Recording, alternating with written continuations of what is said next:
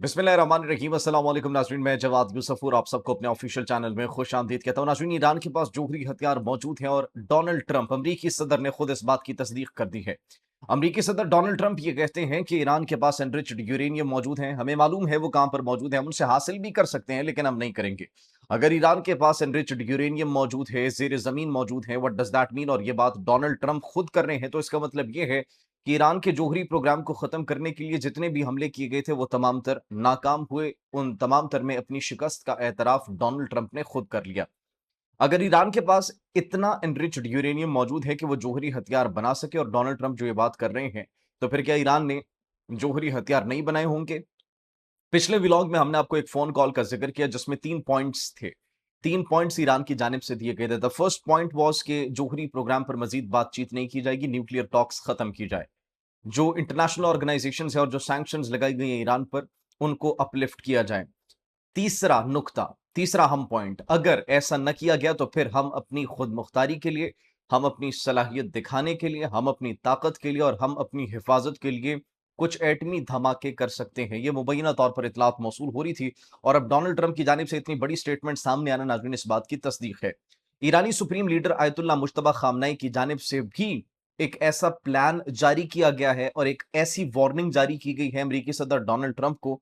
Donald Trump की जानिब से, अमेरिकी सदर की जानिब से जब अहकामात दिए गए, रात की तारीकी में एक मरतबा फिर से हमला किया गया ईरान पर और नाज़रीन उस हमले के बाद ईरानी सुप्रीम लीडर आयतुल्लाह मुज्तबा खामनाई के सब्र का पैमाना लबरेज हो चुका था, जिसके बाद उन्होंने न सिर्फ ये अमेरिका को बल्कि पूरी दुनिया को एक अलर्ट जारी किया है। वो क्या अलर्ट जारी किया है? पूरी दुनिया की मईशत को दबोचने का क्या प्लान तैयार किया गया, वो प्लान भी आपके साथ शेयर करेंगे। नाज़रीन सिर्फ यही नहीं बल्कि इसके साथ-साथ पाकिस्तानी फ़ौज ने दो अतराफ से इज़राइल को घेरने की तैयारी पूरी कर ली है। चंद 100 किलोमीटर के फासले पर सऊदी अरब की किंग फैसल एयर बेस में पाकिस्तानी आर्म्ड फोर्सेस मौजूद हैं, पाकिस्तान का स्क्वाड्रन मौजूद है, वहाँ पर पाकिस्तानी फ्लीट्स मौजूद हैं और अब दूसरी तरफ से भी मशरिक और मगरिब दोनों अतराफ से इज़राइल को घेरने की तैयारी हो चुकी है। दूसरा, कहां महाज बनाया जाएगा? दूसरी कौन सी जगह है जहां से इज़राइल को घेरने की तैयारी की जाएगी? That is an important question. आगे चलकर ये भी नाज़रीन आपको बताएँगे। इसके साथ-साथ ईरान के वज़ीर ख़ारजा अब्बास इराक़ची की जानिब से एक बहुत बड़ा इंकशाफ किया गया और उन पर एक कातिलाना हमला हुआ। ईरानी वज़ीर ख़ारजा अब्बास इराक़ची उस कातिलाना हमले को सर्वाइव कर गए और वो इस वक़्त बिल्कुल महफ़ूज़ हैं। इसके साथ-साथ नाज़रीन नेतन्याहू के साथ-साथ नेतन्याहू की जो कैबिनेट है, उनके लिए भी मुश्किलात बढ़ती चली जा रही हैं। मुश्किलात कैसे बढ़ती चली जा रही हैं? नाज़रीन अब नेतन्याहू जिसको जंगी मुजरिम करार दिया गया था पूरी दुनिया की जानिब से इंटरनेशनल क्रिमिनल कोर्ट की जानिब से और मुख्तलिफ ममालिक बल्कि हर मुल्क में तकरीबन उन पर पाबंदी आयद की हुई थी। तो अब उनके वज़रा, उनकी कैबिनेट के मेंबर्स पर भी पाबंदी आयद होना शुरू हो चुकी है।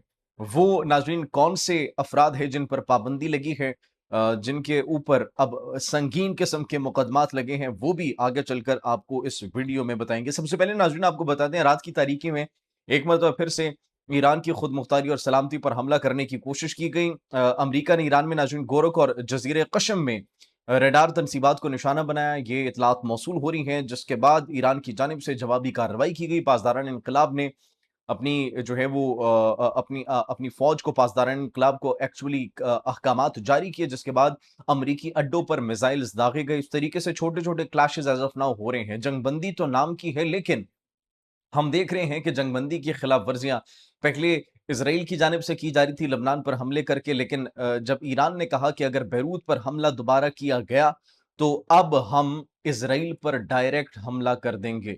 That is what Iran said. Iran ने यह कहा था, जिसके बाद लबनान के ऊपर हमले काफी हद तक बंद हो गए। फिर हमने देखी डोनाल्ड ट्रंप और इसराइली वजीर आजम नेतन्याहू के माबैन जो तलख कलामी हुई थी, हमने वो भी देखी, लेकिन ऐसा लग रहा है कि they both are on the same page. कभी भी इन दोनों के माबैन दूरियां नहीं आ सकती, इख्तिलाफात नहीं आ सकते, क्योंकि दोनों जंगबंदी को जूते की नोक पर रख रहे हैं। वहां से लबनान के अंदर जंगबंदी की खिलाफ वर्जियां हो रही हैं, गजा पर जंगबंदी की खिलाफ वर्जियां, फलस्तीनियों पर जंगबंदी की खिलाफ वर्जियां हो रही हैं। ऑन दी अदर हैंड यहाँ पर भी जंगबंदी की खिलाफ वर्जियां हो रही हैं। हर थोड़े थोड़े लम्हे बाद टेस्ट किया जा रहा है ईरान की कैपेसिटी को, ईरान की कैपेबिलिटी को, और डोनाल्ड ट्रंप फिर ये कह रहे हैं फेस सेविंग के लिए कि 20 से 21% या 22% के करीब करीब इनके पास मिसाइल्स का जखीरा बाकी है। ये डोनाल्ड ट्रंप इसलिए कह रहे हैं ताकि वो एतमाद में ले सके, लेकिन अमेरिका की आवाम अब डोनाल्ड ट्रंप पर एतमाद नहीं करती। डोनाल्ड ट्रंप अपना एतमाद खो चुके हैं। And he can not take a decision right now. जंग का कोई भी डिसीजन वो सोलली नहीं ले सकते, कांग्रेस से अप्रूवल पहले लेना पड़ेगा। तो इसीलिए मुख्तलिफ टैक्टिक्स अपना रहे हैं, स्टेटमेंट्स ऐसी दे रहे हैं जिनसे उनको फेस सेविंग मिल सके।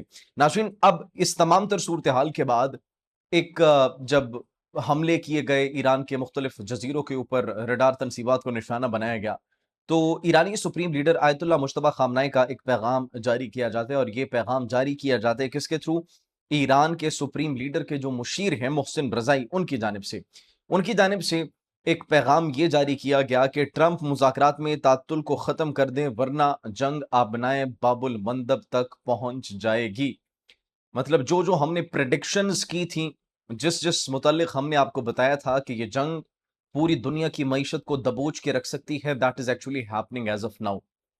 यमनी मज़ाहमती तंजीम ने अगर आबनाए बाबुल मंदब को बंद कर दिया, रेड सी के ऊपर से पूरी दुनिया की ट्रेड गुजरती है, एंड पूरी दुनिया की जो ट्रेड है almost 80 to 90% is sea trade.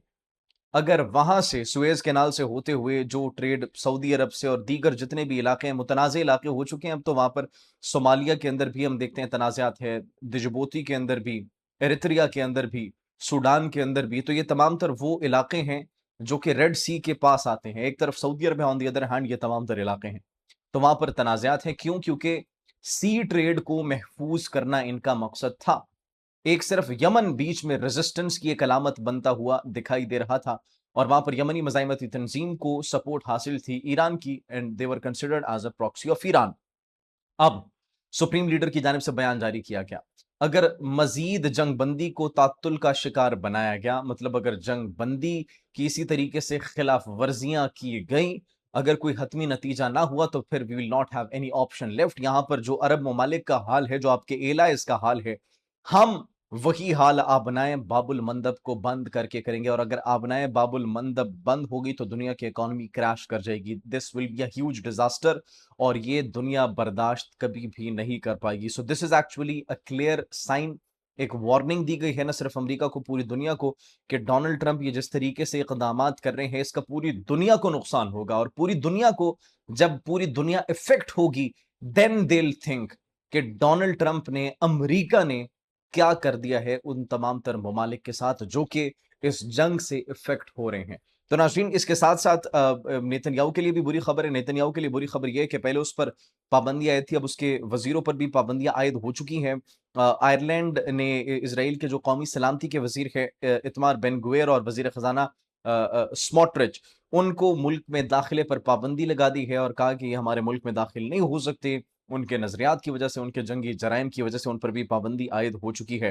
Abbas इराक़ची बार बार बचे। नाज़रीन, सबसे बड़ी खबर आखिर में आपको बताएंगे कि पाकिस्तान ने दो अतराफ से कैसे इसराइल को घेरने की तैयारी कर ली है। इसराइली जो लॉबी है वो काफी इस वक्त परेशान दिखाई दे रही है। लेकिन उससे पहले आपको बताते चले कि ईरान के वजीर खारजा अब्बास इराक़ची ने दावा किया कि जब ईरानी सुप्रीम लीडर आयतुल्लाह अली खामनाई शहीद पर हमला किया गया था 28 फरवरी को, तो तब वो भी वहां पर मौजूद थे। और वो उस वक्त न सिर्फ वहां पर मौजूद थे, बल्कि वो जख्मी भी हुए और मलबे तले बाहर निकलने में वो कामयाब रहे, और इस तरह उनकी बाल बाल जो है वो जान बच गई। अब नाजरीन, डोनाल्ड ट्रंप की जानिब से जो बयान सामने आ रहे हैं जोहरी प्रोग्राम के हवाले से ईरान के, वो क्या है? वो ये है, डोनाल्ड ट्रंप ये कहते हैं कि ईरान के जेर जमीन महफूज अफजोदा यूरेनियम को अभी भी हम हासिल कर सकते हैं, लेकिन जरूरत नहीं है। इसका मतलब जितने भी हमले किए गए अमेरिका की जानिब से, जितने भी ऑपरेशन किए गए, वो नाकाम हो चुके हैं। That is the reason Donald Trump knows के जेर जमीन महफूज है उनका अफजोदा यूरेनियम। अब सिर्फ ये नहीं, बल्कि इसके साथ साथ अब ये इसलिए भी परेशान है क्योंकि हमने आपको बताया था कि वो जो अफजोदा यूरेनियम मौजूद है, इतनी कैपेसिटी में मौजूद है कि वो जोहरी हथियार बना सके। तो अगर वो बना सकते हैं तो क्या उन्होंने बनाए नहीं होंगे? लेकिन दे आर नाउ साइलेंट। तो अब देखना यह है कि कब ये रिवील करते हैं कि कितना इनके पास अफजोदा यूरेनियम जो है वो हकीकी मानों में मौजूद है, क्योंकि मुतज़ाद बयानात और मुतज़ाद रिपोर्ट्स इस वक्त मौसूल हो रही हैं। और फिर अमेरिका को अब ये भी पता चल चुका है कि उनके तमाम तर हमले जो है वो नाकाम हो चुके हैं, और इस जंग में ईरान की जीत हुई है, क्योंकि अमेरिका अपने मकासद हासिल नहीं कर सका। रही बात नाज़रीन इसराइल की, सबसे बड़ी खबर, पाकिस्तानी फौज ने इसराइल को दो अतराफ से घेरने की तैयारी कर ली है। एक जानिब सऊदी अरब में पाकिस्तानी अफवाज मौजूद है, दूसरी तरफ लबनान के एक अहम कमांडर पाकिस्तान पहुंचे हैं, और लबनान के अहम कमांडर पाकिस्तान इस्लामाबाद पहुंचे, जहां पर उनकी अहम मुलाकातें होंगी, और कोई पैक्ट होने की इतलात मौसूल हो रही है, कोई मिलिट्री ट्रेनिंग होने की इतलात, ये मुबैना इतलात नाज़रीन मौसूल हो रही हैं। लेकिन लबनानी अहम कमांडर पाकिस्तान पहुंच चुके हैं। लबनान की सरहद, आपको पता है जनूबी लबनान बिल्कुल इसराइल के साथ है, तो अगर लबनान की फौज पाकिस्तान पहुंच चुकी है तो that is a huge sign. दो अतराफ से इसराइल को घेरने की तैयारी हो रही है and let's see what happens in the future. आप इस हवाले से नाज़रीन क्या सोचते हैं? कमेंट सेक्शन में अपनी कीमती राय से जरूर आगाह कीजिएगा। अपना बहुत ख्याल रखिए। अल्लाह निगहबान।